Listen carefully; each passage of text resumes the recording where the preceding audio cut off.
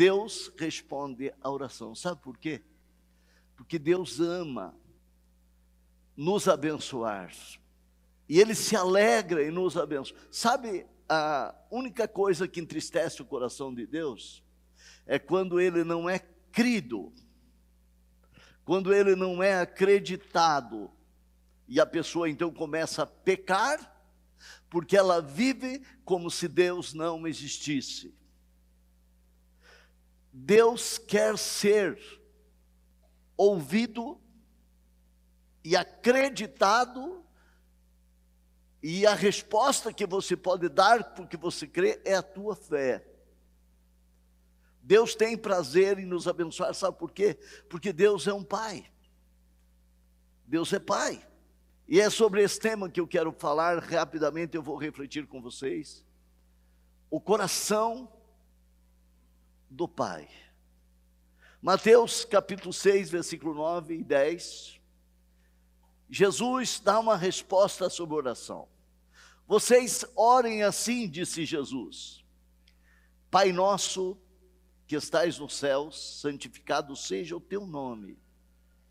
Venha o teu reino e seja feita a tua vontade, assim na terra como no céu. Jesus que fez essa declaração. Foi Ele que ensinou essa oração, que eu acredito que todos vocês aprenderam ainda criança.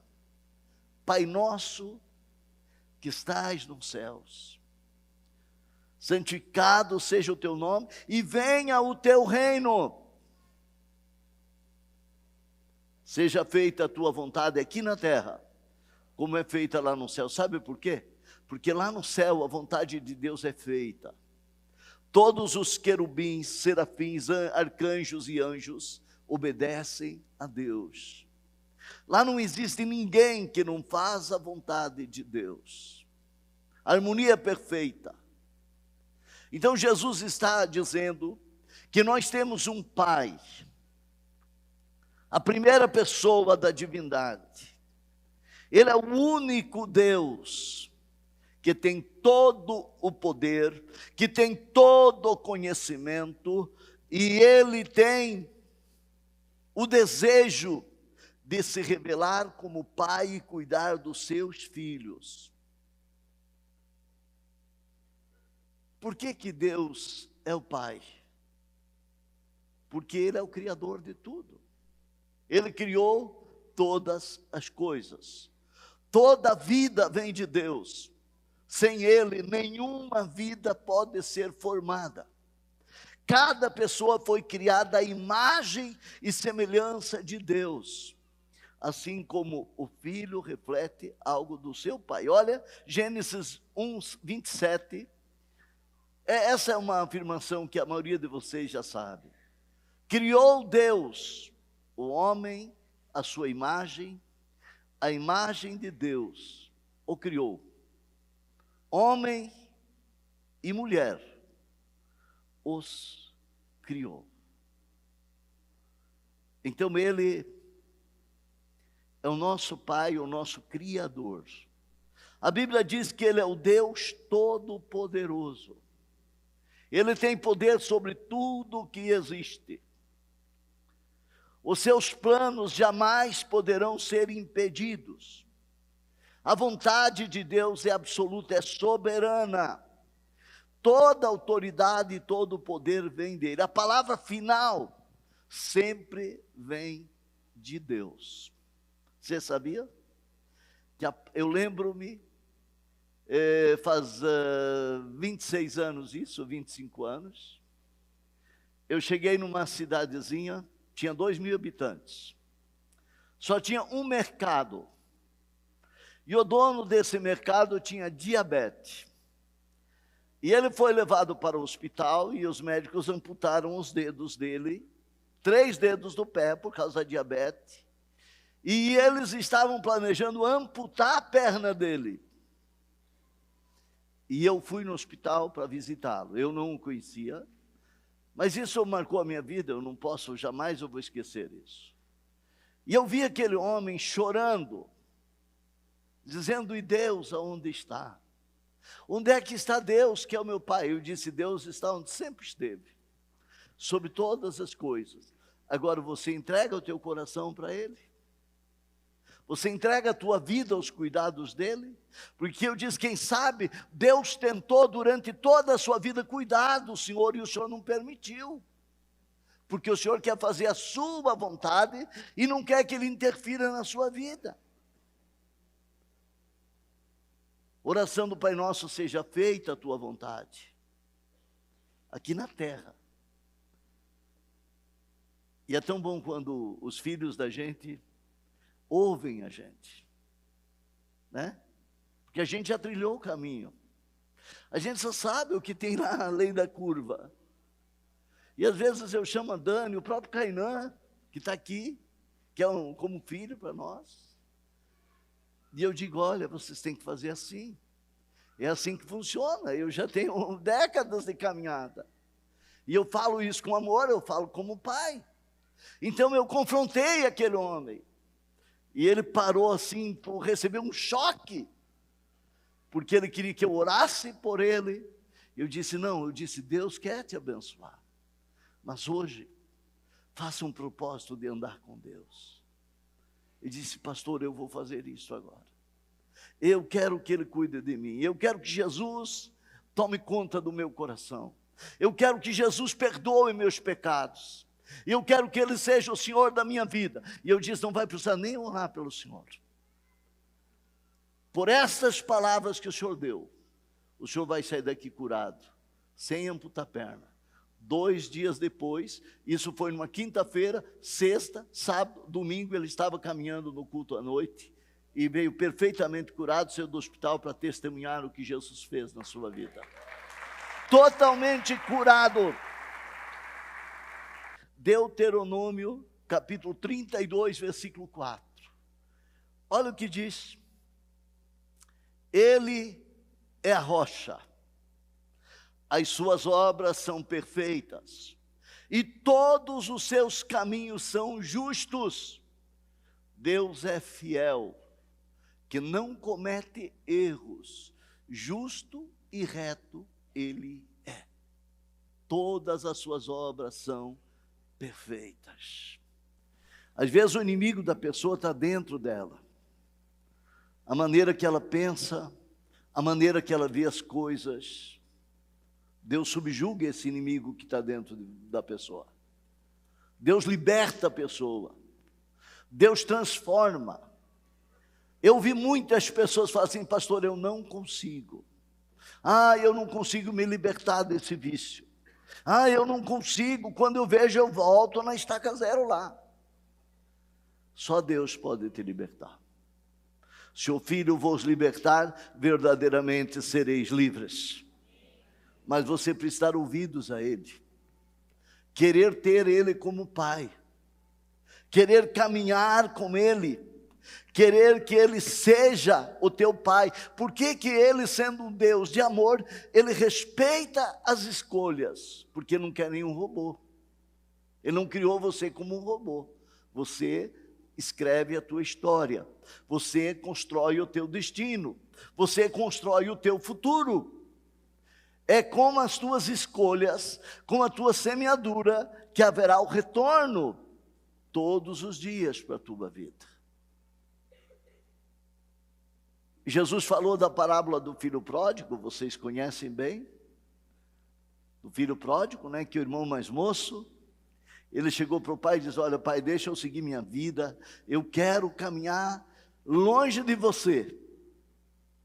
E o Evangelho fala que esse filho, ele foi por lugares distantes, ele pegou a herança dele, e o pai ouviu partir.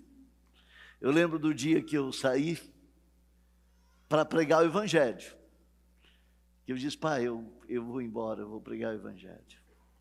E o meu pai chorou muito. Meu pai não era um homem de palavras, ele não era um homem de dar conselhos. Ele me marcou pelo estilo de vida dele, pelo exemplo, pela firmeza, mas nunca foi um pai que sentou comigo e disse: ó, filho, faz assim, faz assado. Não.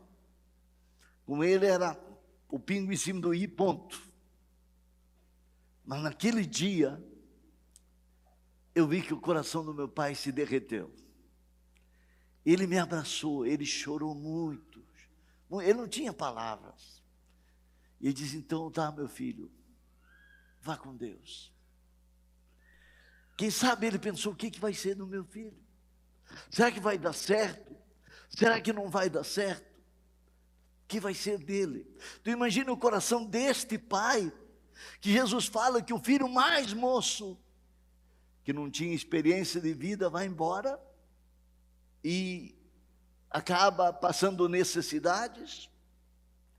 O Evangelho diz que esse filho foi comer a comida dos porcos, que ele foi parar dentro do chiqueiro. Isso está mostrando para nós que é isso que o mundo sem Deus tem.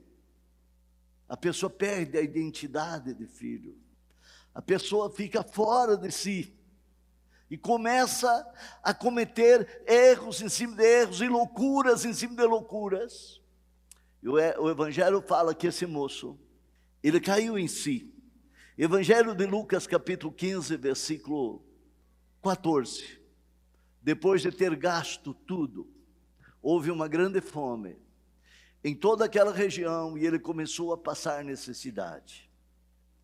E por isso foi empregar-se com dos cidadãos daquela região, que mandou para o seu campo a fim de cuidar dos porcos.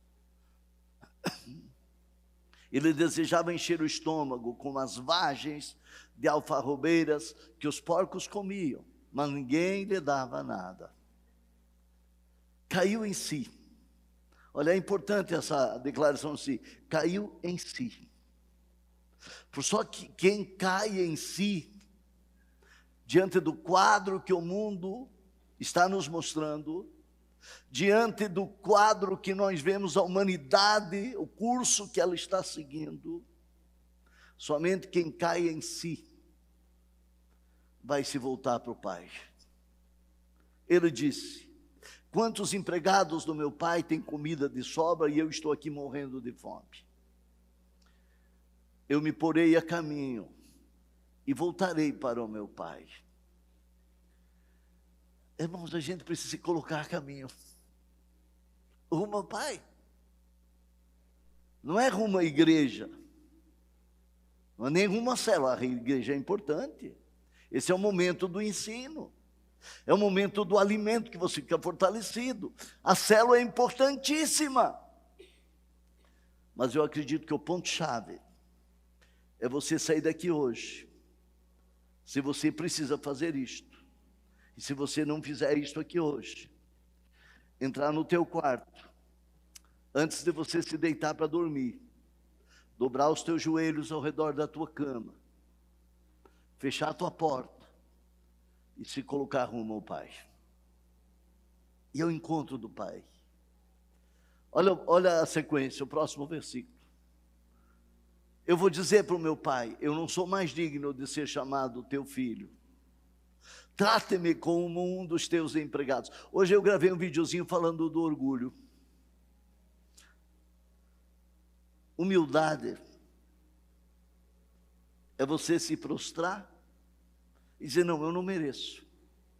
É isso que ele fez, eu não mereço.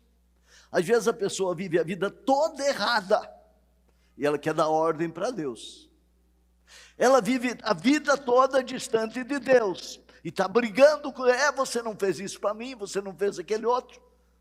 E a humildade, para você dobrar os seus joelhos e às vezes até colocar o rosto lá bem no pó, dizer, Deus, eu não mereço, eu errei, eu falhei, eu não mereço, mas eu creio no que Jesus fez por mim lá na cruz do Calvário, e Ele garantiu o meu perdão, Ele garantiu a minha vitória, e eu estou aqui para suplicar a tua graça.